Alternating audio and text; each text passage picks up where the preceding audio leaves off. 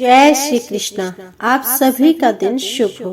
भगवान श्री कृष्ण की कृपा आप पर और आपके परिवारजनों पर सदा बनी रहे। आज आप सुनेंगे कार्तिक मास महात्म्य में अध्याय 22।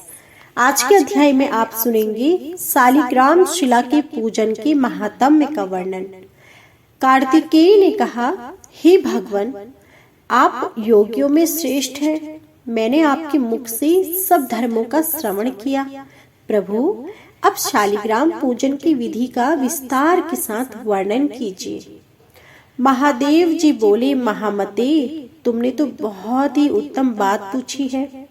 वत्स, तुम जो कुछ पूछ रहे हो उसका मैं उत्तर देता हूँ। ध्यान पूर्वक होकर सुनो।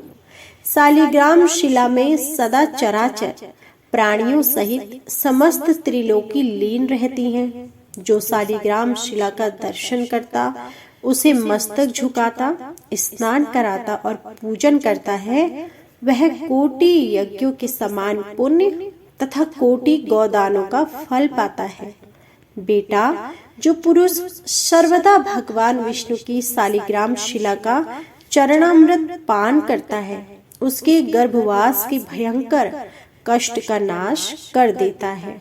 जो सदा भोगों में आसक्त और भक्ति भाव से हीन है, वह भी शालिग्राम शिला का पूजन करके भगवत स्वरूप हो जाता है।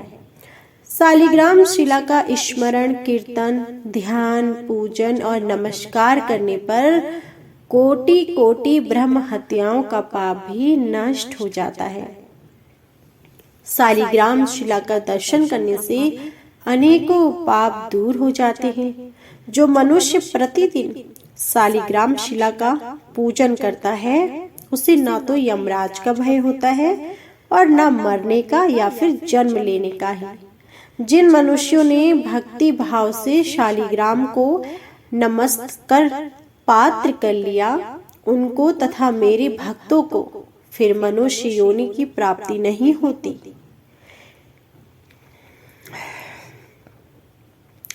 वे तो मुक्ति के अधिकारी हैं।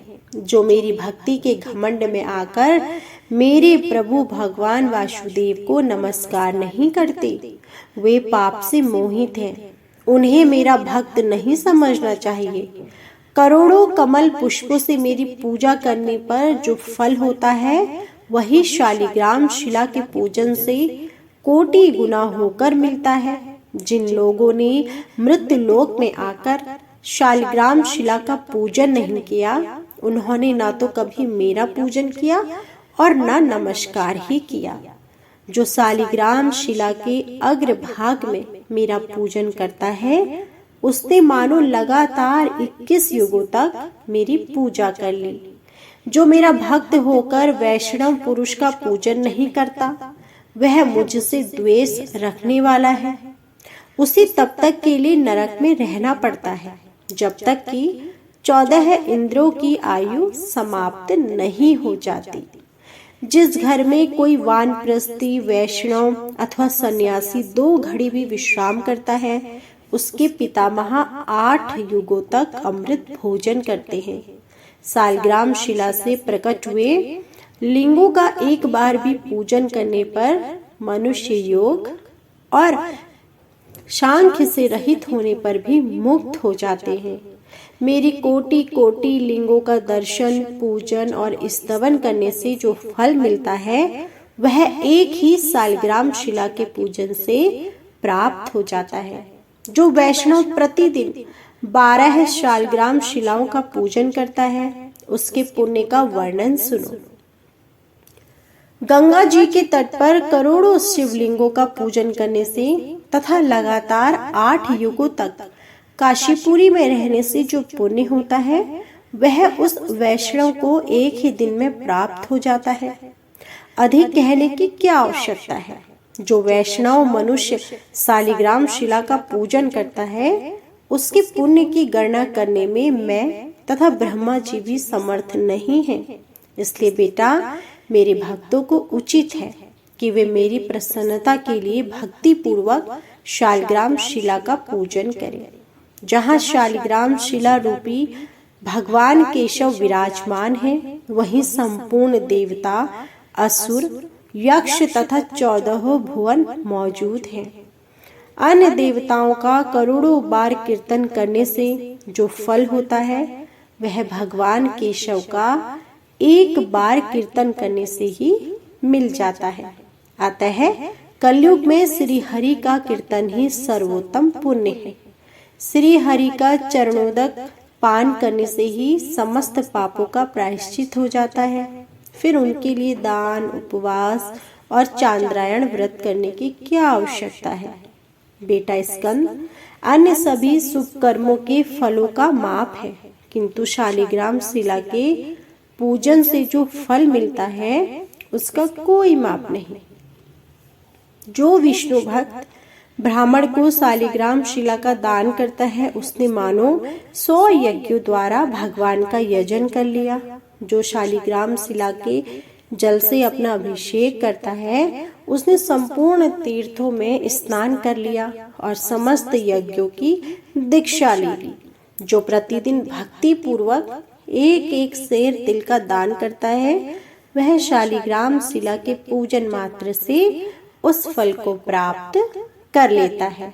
शालिग्राम शिला को अर्पण किया हुआ थोड़ा सा भी पत्र, फूल, जल, पुष्प, मूल, दूर्वा दल भी मेरू पर्वत के समान फल देने वाला है। जहाँ शालिग्राम शिला होती है वहाँ भगवान श्री हरि विराजमान रहते हैं। वहाँ किया हुआ स्नान और दान काशी से 100 गुना अधिक फल देता है। प्रयाग, कुरुक्षेत्र, पुष्कर और नैमिषारण्य ये सभी तीर्थ वहाँ मौजूद रहते हैं। अतः वहाँ उन तीर्थों की अपेक्षा कोटि गुना अधिक पुण्य होता है। काशी में मिलने वाला मोक्ष रूपी महान फल भी वहाँ सुलभ होता है। जहाँ शालिग्राम शिला से प्रकट होने वाले भगवान शालिग्राम तथा द्वारका से प्रकट होने वाले भगवान गोमती चक्र हो तथा जहाँ इन दोनों का संगम हो गया हो वहाँ निसंदेह मोक्ष की प्राप्ति होती है। शालिग्राम शिला के पूजन में मंत्र, जप अथवा स्तुति किसी विशेष प्रकार के आचार का आदर पूर्वक स्वास्तिक का चिन्ह बनाकर मनुष्य अपने 7 पीढ़ियों को बंधक नहीं है। शालिग्राम शिला के सम्मुख विशेषतः कार्तिक मास में पवित्र कर देता है। जो भगवान केशव के समक्ष मिट्टी अथवा गेरू आदि से छोटा सा भी मंडल बनाता है वह कोटि कल्पों तक दिव्य लोक में निवास करता है। श्री हरि के मंदिर को सजाने से अगमयागमन तथा अभक्षय भक्षण जैसे पाप भी नष्ट हो जाते हैं। जो नारी प्रतिदिन भगवान विष्णु के सामने चौक पूरी करती है वह 7 जन्मों तक कभी विधवा नहीं होती है। तो यह था आज का संपूर्ण अध्याय। इससे आगे का अध्याय आप हमारी अगली वीडियो में जरूर सुनिएगा। आज का अध्याय पसंद आया हो तो प्लीज वीडियो को लाइक कीजिएगा। कमेंट बॉक्स में जय श्री हरि जरूर लिखिएगा। जय श्री हरि।